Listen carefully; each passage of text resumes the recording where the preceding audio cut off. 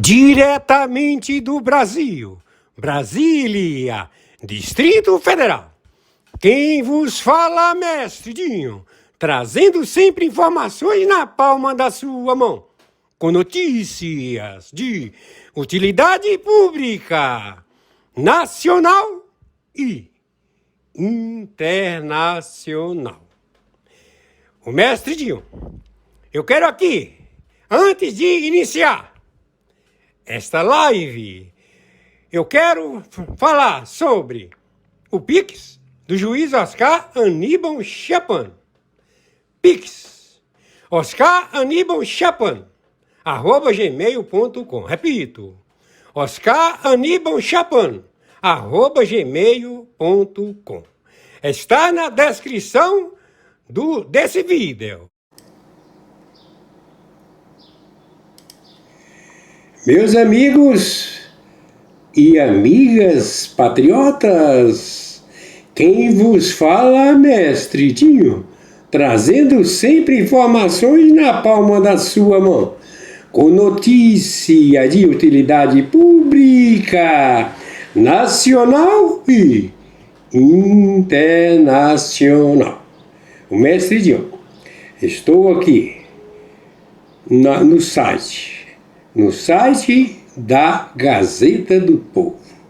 Hoje, terça-feira, 2 de dezembro do ano de 2025. E o tema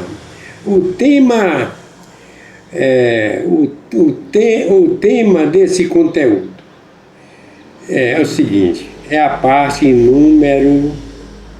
número 6, certo? A parte número 6, porque a gravação toda foi mais ou menos 3 horas e 1 minuto. O mestre Dinho, sempre eu estou falando, com todas as partes que já foram mostradas, né, que o mestre Dinho, ele dividiu em partes. Essa parte aqui agora é a última, parte número 6, ok? Aí encerra essa gravação. Eu acredito que eu falei aqui sobre o tema sem rodeios, morais em tensão. A margem pode ter cartas na manga nos Estados Unidos. Portanto, meus amigos e minhas amigas, vamos lá. Vamos começar aqui, atendendo os dois jornalistas, irão dar continuidade aqui. Só está esperando que o mestre Dinho, eu estou realizando aqui a programação para o retorno deles. Vamos lá. Dado, boa tarde, Lucas Saba aqui de São Paulo. Queria que o senhor avaliasse um pouquinho a corrida ao Senado, mas não só no seu estado, no Espírito Santo, bem como no Brasil todo. Tem muito dito que o impeachment do ministro Alexandre de Moraes não anda por conta dos senadores que nós temos hoje, e é verdade. A questão é que nós teremos a chance de renovar 2/3 do Senado no ano que vem. No entanto, apenas 22 cadeiras se encontram no Sudeste, no Sul e no Centro-Oeste. Outras 32 das 54 que estarão em jogo no Nordeste e no Norte. A direita tem condição de lançar uma dupla para cada estado do Norte e do Nordeste com condições reais de vencer? Olha, nós temos estados do Nordeste que nós temos deputados e políticos da direita declarados, convictos, que nós confiamos nele, que lideram essas pesquisas e têm condições, sim, de chegarem ao Senado Federal. Na região norte, temos estados mais conservadores, temos estados mais à esquerda, mas posso citar aqui, por exemplo, o estado de Rondônia, o estado de Roraima. São estados, claramente, que nós temos uma segurança que os nossos nomes da direita irão prosperar nesses estados. Centro-Oeste e Sul, por ter um outro tipo de conexão, também estão preparando candidaturas de direita. E o próprio Jair Bolsonaro está ampliando essa base partidária, não é somente no PL. Nós vamos identificar quadros da federação, vamos identificar quadros do Novo, para que possamos esse diálogo com a sociedade. E nós sabemos, historicamente, né? Estou falando de processo histórico. O Senado sempre foi uma espécie, me desculpa a expressão, até que um asilo de políticos em final de carreira. Era deputado lá depois de 10 mandatos, governador depois de seus mandatos, o Senado era um prêmio de consolação. Por isso, historicamente, foi sempre omisso nesse enfrentamento, que é o seu papel de fiscalizar o judiciário. Esse diálogo hoje chegou nas ruas do Brasil. O brasileiro está percebendo e conhecendo e sabendo do poder que o Senado tem. E é esse brasileiro, com lágrima no coração, que está enfurecido, que está vendo a sua vida piorar na economia, está vendo a estabilidade econômica, o país está derretendo. Está vendo, por exemplo, a corrupção que volta a níveis históricos do nosso país. E o STF, que deveria usar da sua envergadura para poder enquadrar o executivo nessa legalidade, nós vimos hoje que, infelizmente, os órgãos de controle, inclusive o STF, tem essa conivência para com o executivo. E o poder que pode enfrentar isso é o Senado. O Senado Federal precisa ter gente qualificada, preparada, determinada, que não tenha o rabo preso, que tenha a ficha limpa, que tenha coragem de fazer esse enfrentamento, porque os próximos senadores vão ter que ir para um sacrifício, vamos dizer assim, para dedicar os seus mandatos, para restabelecer a ordem constitucional, a ordem jurídica e a ordem entre os poderes. É literalmente cada um no seu quadrado. Não dá mais para o judiciário julga, condena, legisla, fala, não fala. Nós aprovamos essa semana agora aí, por exemplo, nós derrubamos os vetos do licenciamento ambiental da presidência da República. Já está aí o PSOL, essa turma, esses pezinhos da vida aí, indo para o STF para que possa fazer uma ação contra. Ao Supremo cabe cumprir a legislação, não fazer a legislação. Então, nós trabalhamos muito para que os próximos senadores tenham coragem, tenham a ficha limpa, não tenham culpa no cartório nenhum, para que possam fazer o que tem que ser feito, que é recolocar os poderes, cada um no seu lugar. Boa tarde, deputado. Aqui é a de Brasília. Pergunta para o senhor, ainda a respeito do STF, é uma preocupação muito grande que a gente está percebendo aqui no noticiário do dia. A Gazeta do Povo já deixou aqui como manchete uma questão grave. Os ministros André Mendonça e Cássio Nunes estão fazendo aí campanha nos bastidores para a aprovação do nome do Messias para o STF, especialmente ali com a bancada evangélica. Pergunta que eu faço para o senhor, deputado que entende aí dos bastidores, explica para a gente, por favor, por que esses ministros indicados pelo Bolsonaro fazem articulação para que o Messias vá para o STF, mas não faz articulação política, por exemplo, para a anistia. O senhor sabe o motivo pelo qual isso não acontece? O que está acontecendo que esses ministros não ajudam aquele que os colocou lá, ou no caso, o próprio Bolsonaro? Eu perdi um pouco da sua pergunta, porque a conexão deu uma falhada aqui, mas, na verdade, a gente tem muito pouco acesso aos juízes do STF. Basicamente, o André Mendonça e o Cássio são os que a gente participou um pouco mais do processo de discussão e debate. Agora, eu não tenho contato com eles, não tenho falado com eles, não conheço essa motivação. O que mostra que o sentimento que a gente tem, mesmo algumas vezes, alguma interferência, algumas decisões dele que não nos atendem, mostra que nós precisamos de efetivamente ter um Senado forte. Se nós tivermos um Senado forte, nós vamos ajudar o STF, para que ele possa fazer o que tem que ser feito. Agora, internamente é difícil falar, porque eu não sei como que é lá as questões internas do Supremo, como que eles decidem isso, com que cabeça, o que eles estão vendo, isso não é público. Então, como a gente não sabe disso, fica difícil eu fazer um julgamento por que eles estão julgando de um modo ou julgando do outro. Ótimo, deputado. Muito obrigada pela sua participação. Volte sempre aqui ao Sem Rodeios. Eu agradeço a oportunidade, vi um problema de conexão aqui, mas eu estou aqui nas montanhas do Espírito Santo. Hoje um dia mais aliviado para mim. Hoje eu de profissão sou classificador e degustador de café, e hoje estou tendo a oportunidade de fazer a final dos cafés aqui do Espírito Santo, de provar essas raridades, que daqui a pouco vai chegar para o Brasil inteiro. Boa, depois manda para a gente aqui que a gente está precisando. Obrigada. E agora vamos chamar aqui Carlos Dias, que já chegou ao Sem Rodeios aqui. Boa tarde, seja bem-vindo novamente. Acho que está sem áudio, Carlos. Se puder verificar, por favor, se é o microfone desligado. Testa, por favor. Não, desculpe, Isso aí. não, o defeito é meu, porque eu liguei o microfone aqui, mas eu desliguei para não prejudicar a audiência. Bom, primeiramente, boa tarde para você, Mariana, boa tarde, Frederico, e a todos que nos assistem.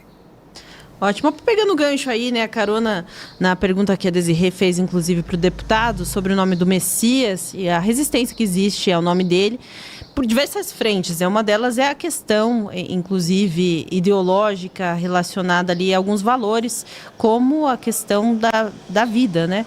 Ele já se posicionou, inclusive, pró-aborto. Então, eu gostaria de ouvir a sua opinião, como é que fica o nome do Messias nessa jogada, especialmente depois dessa manifestação dele, você que conhece tão bem, né, das questões que envolvem as pautas pró-vida.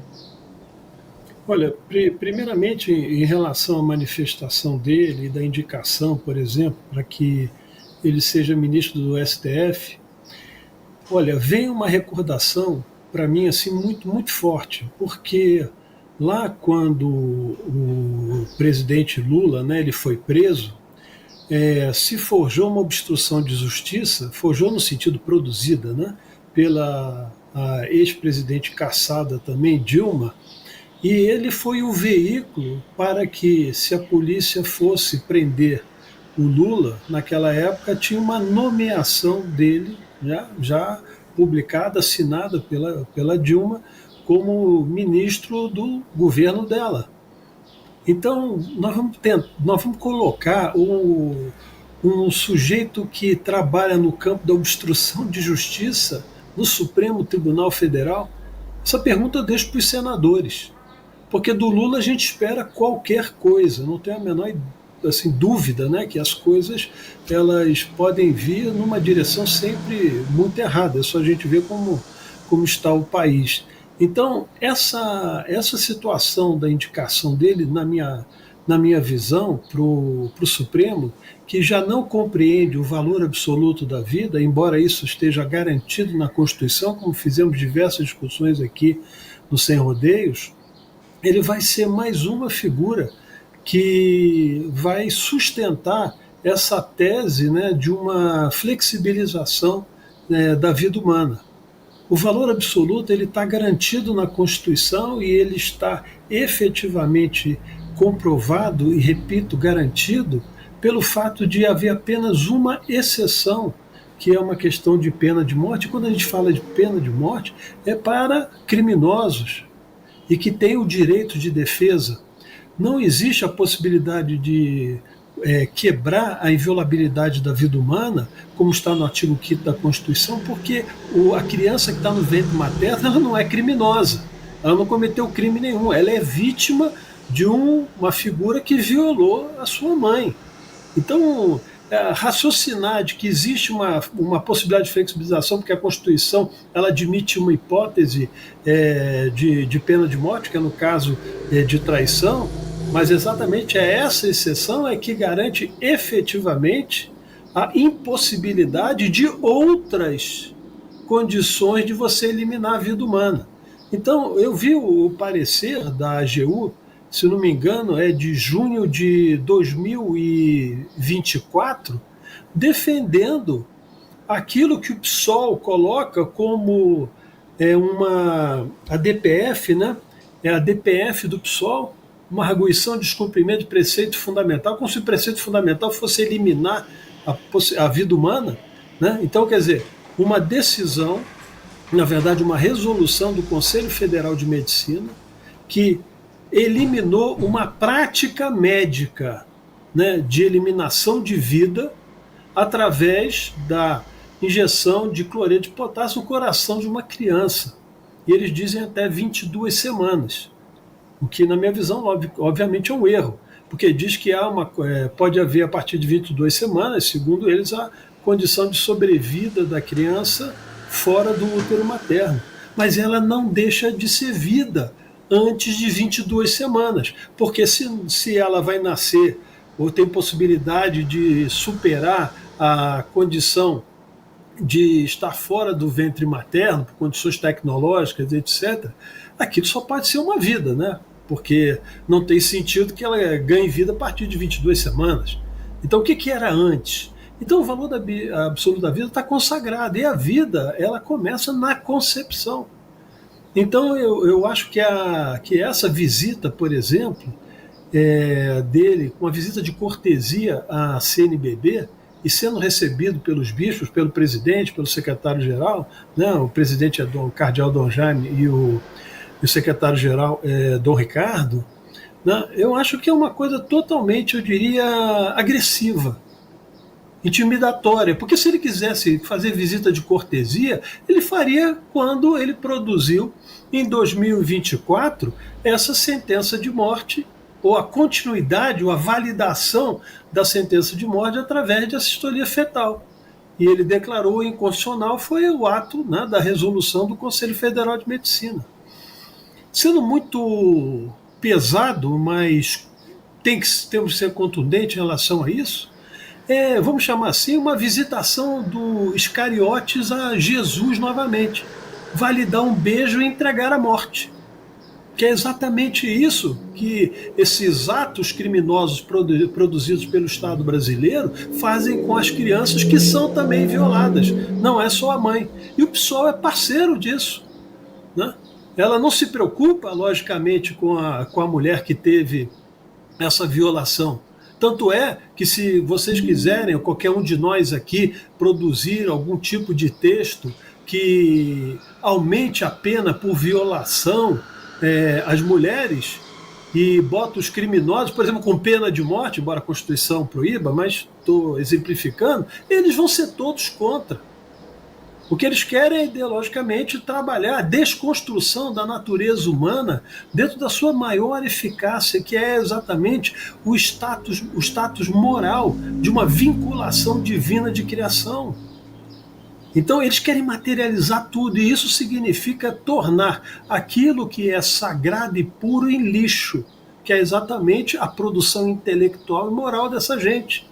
Então, quando eu vejo o Messias chegar, esse especificamente, né, que é o chefe da AGU, Jorge Messias, dizer para a CNBB, né, na reunião com o presidente e com o secretário, de que é contra o aborto, é só mostrar o parecer que ele fez nesse caso. Ou não é eliminação de uma vida humana a decisão que ele tomou de inconstitucionalidade da aplicação de uma forma de eliminação da vida humana no útero materno. Então eu vejo um cinismo fantástico, entendeu? É uma tentativa de dar uma repercussão de alguma vinculação da Igreja Católica com elementos como esse, né, que não defende a vida como valor absoluto. Eu aqui, respeitosamente, critico a CNBB e os seus dirigentes nesse aspecto, os dirigentes, os executivos dela, esses dois em particular, que não deveriam ter recebido esse agente político para ganhar imagem de que está dialogando. Eu vi lá na matéria, e foi muito boa que vocês fizeram, diversos assuntos. Que diversos assuntos? É o quê? Ele é ministro da AGU, e o que ele foi discutir? Política social, economia, sociedade. Ora, a vida como valor absoluto, ela é um princípio fundamental e que rege todas as consequências sociais da vida econômica, política, etc. Se a pessoa gosta de eliminar a vida inocente do ventre materno, qual é o tipo de diálogo que você vai ter? Conversaram sobre o 8 de janeiro, senhores bispos? Né? Foi pauta o 8 de janeiro? Eu não vi uma nota da CNBB em relação aos nossos irmãos que estão sofrendo uma forte injustiça e antijurídica. Antijurídica. Não vi uma manifestação. E aí recebe uma situação como essa. Recebe o Jorge Messias, advogado-geral da União, para dizer que ele se declara contra a aborto, depois se declarar o que quiser. Os atos dele desmentem as suas declarações. Está lá no parecer, está claro. Inclusive, ele se escuda sempre no artigo 128 do Código Penal.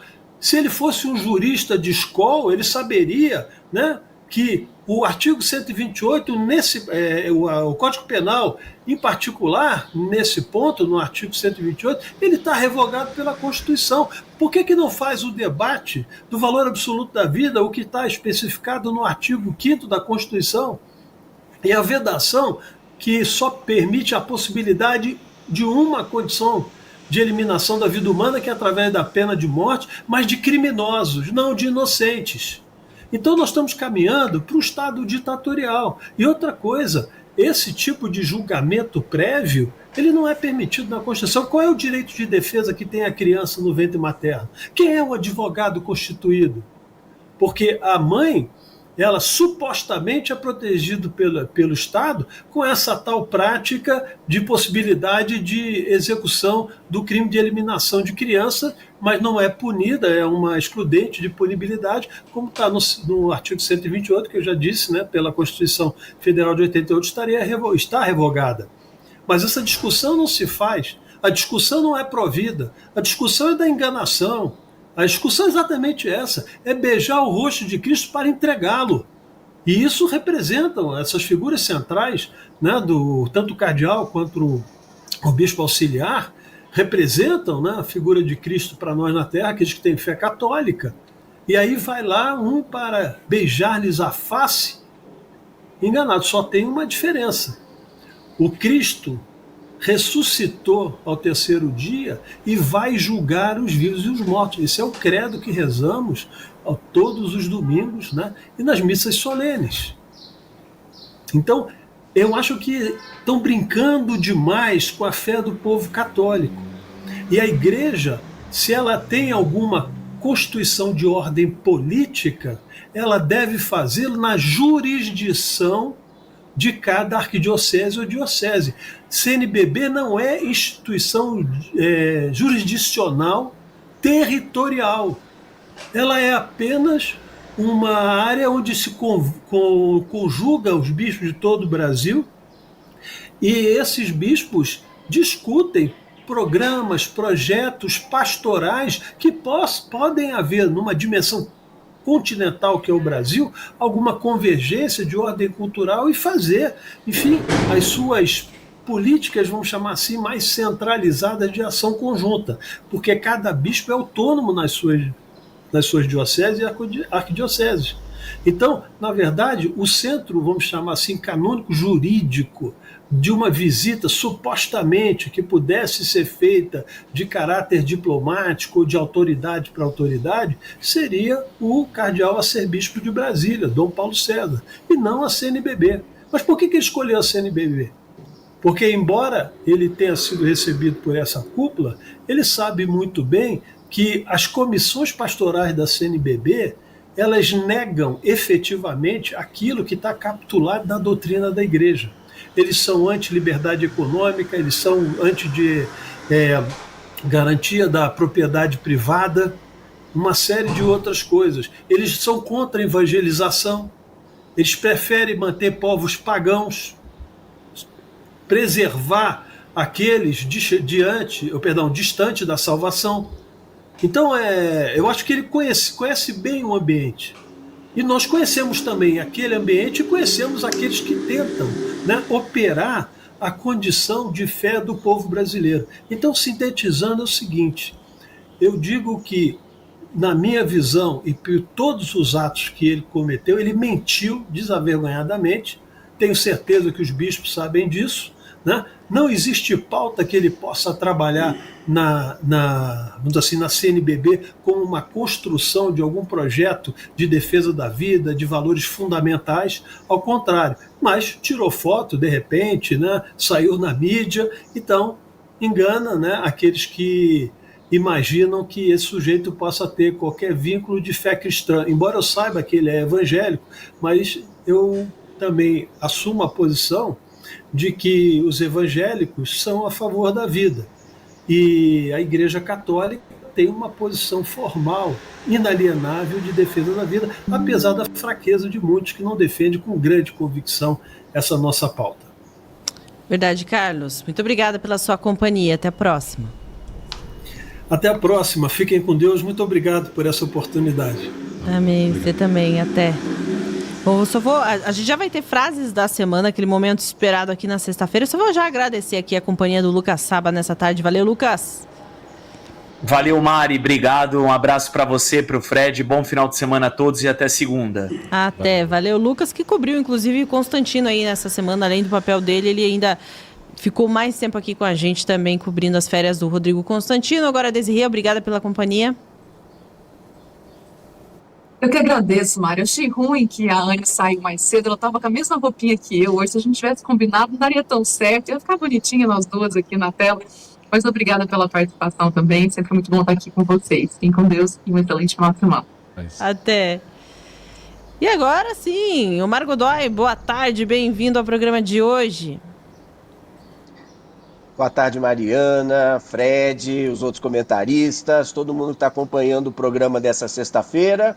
Sempre lembrando que Frase da Semana é aquela sessão que vai ao ar todos os domingos na editoria de 10 da Gazeta do Povo. E eu venho divulgar aqui sempre no último dia da semana. Mariana, vou fazer agora aquelas 3 na sequência para a gente fechar. Combinado. Então vamos lá, vou começar com a jogadora de vôlei de praia, Carol Solberg. Todo mundo viu ela essa semana. Ela ganhou com a dupla dela lá a medalha de bronze no torneio mundial na Austrália. E na entrevista ao vivo ela disse o seguinte, ela aproveitou para espetar o Bolsonaro. Falou, ontem no Brasil nós colocamos na prisão o pior presidente da história do país. A Carol Solberg é filha da Isabel, a famosa Isabel do vôlei, e já tem um histórico aí de se manifestar publicamente sobre política. Só que dessa vez a repercussão foi maior. E eu vi muita gente da direita contra-atacando num sentido de ninguém nunca falou dessa mulher, ela nunca venceu nada importante.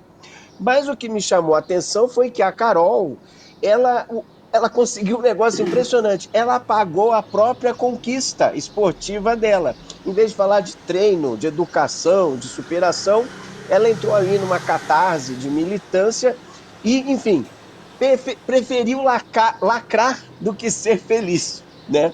E depois veio o presidente Lula, que lá na África do Sul ele disse o seguinte, abre aspas, o Bolsonaro vai cumprir a pena que a justiça determinou e todo mundo sabe o que ele fez. E aí, gente, essa parte final que eu acho que pegou vocês, pelo menos que me pegou, né? Todo mundo sabe o que ele fez. Todo mundo sabe não, na verdade, né? Mas digamos que todo mundo saiba, ainda assim não vale isso para a justiça, né? Porque todo mundo sabe que o Lula foi corrupto, que o Lula roubou, que o Lula desviou dinheiro, todo mundo sabe, não serviu para nada, que o Lula está aí até agora e é possível que continue por mais um tempo. E para fechar, Mariana e Fred, temos o ministro Gilmar Mendes, ele estava em Roma, olha que chique, e declarou, se vocês olharem o mundo numa perspectiva global, verão que o Brasil vive um momento de normalidade. Bom, Brasil e normalidade, desde que eu me entendo por gente, não podem ocupar a mesma frase. Nada no Brasil nunca foi nem é normal. Só se a nossa normalidade for isso que está aí, república de fachada, com o Estado, né, quem está lá em cima controlando o Estado inteiro, o centrão chantageando geral. Enfim, Mariana e Fred, normalidade para o Gilmar Mendes é o seguinte... Agora manda quem a gente quer que mande. E quem está mandando é a turma que está aí. Bom final de semana para todo mundo. Eu volto na semana que vem. Um abraço. Abraço, Omar. Obrigada pela companhia. E você que está aqui conosco, ainda não deixou o seu like, ainda não comentou, não participou da nossa enquete, por favor, participe. É bem importante para a gente também. Inclusive... Quero aproveitar esse espaço aqui para convidar você para assinar a Gazeta do Povo. A gente está com desconto especial, apenas R$ 1,90 por mês, baratíssimo. E aí você tem acesso ilimitado a todo o nosso conteúdo exclusivo com 90% de desconto. Não perca a oportunidade. gazetadopovo.com.br/oferta. Então aponte a câmera do seu celular para esse código que você vê aqui na tela. E aí você tem acesso a todas as colunas da Gazeta do Povo, as nossas matérias especiais da qualidade que você sabe que não encontra por aí, né? É difícil encontrar a qualidade de Gazeta do Povo e a credibilidade de um jornal que tem história de 106 anos. Assine a Gazeta do Povo. Fred, obrigado pela companhia hoje e a semana toda. Valeu, Mari. Deixar um grande abraço para os nossos amigos da Gazeta e do Sem Rodeios. Ótimo. pedir também para vocês voltarem aqui na segunda-feira. A gente volta ao vivo, 1h30 da tarde, sempre de segunda a sexta-feira, de 1h30 até as 4h30 da tarde. Mas fique aqui, você vai ser redirecionado também ao programa Saideira aqui da Gazeta do Povo. Acompanhe toda a nossa programação. Temos programa desde as 7 da manhã no Café com a Gazeta. Vamos até a noite com a última análise. Fiquem todos com Deus e até segunda.